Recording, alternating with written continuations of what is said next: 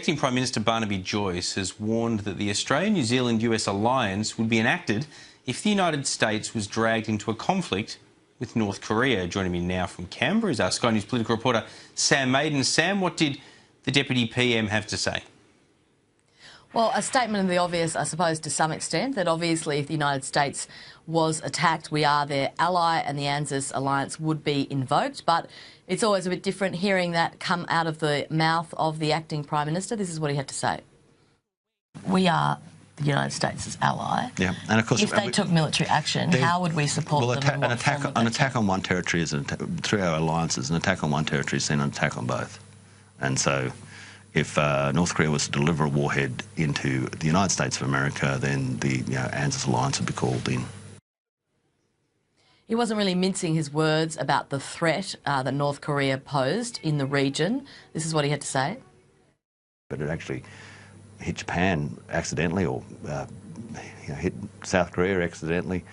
That would create a chain of events that would drag us all in. They start to move. It'll be like grease lightning. So, really it's for China. China has now got to move to circumvent that chain of events which North Korea is creating for China.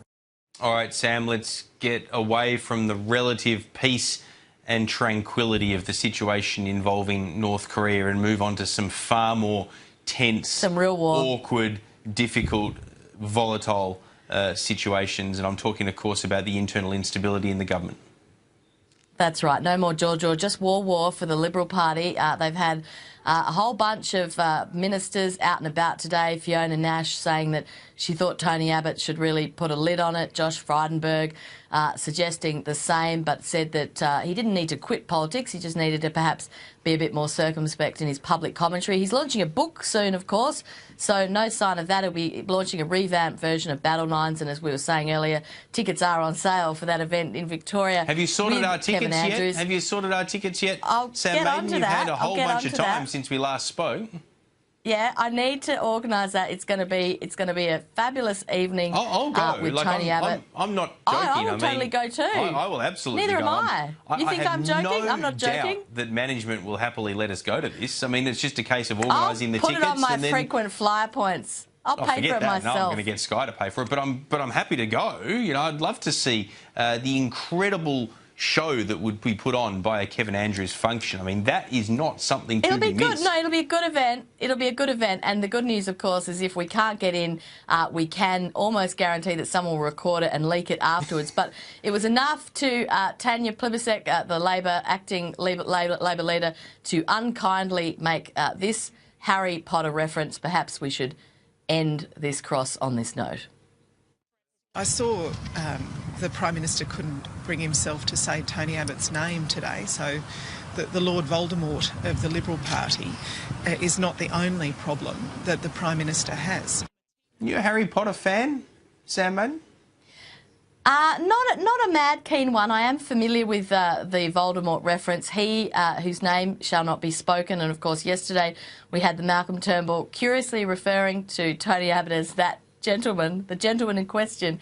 So I think that's where the Voldemort reference came in. I just want to get your reaction, though, to the fact that I was talking about this earlier. What do you think about the fact that Michael Sukkar, as the Parliamentary Secretary to the Treasurer, hosts Tony Abbott to deliver a scathing assessment at his branch function about the budget that Mr Sukkar had a hand in delivering?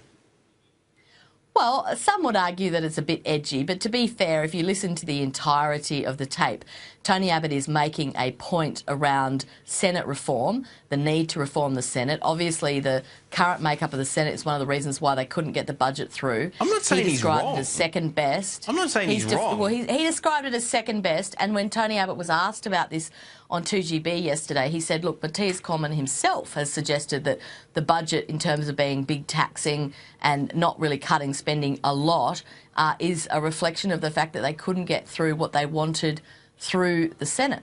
So, I mean, Tony Abbott has a point.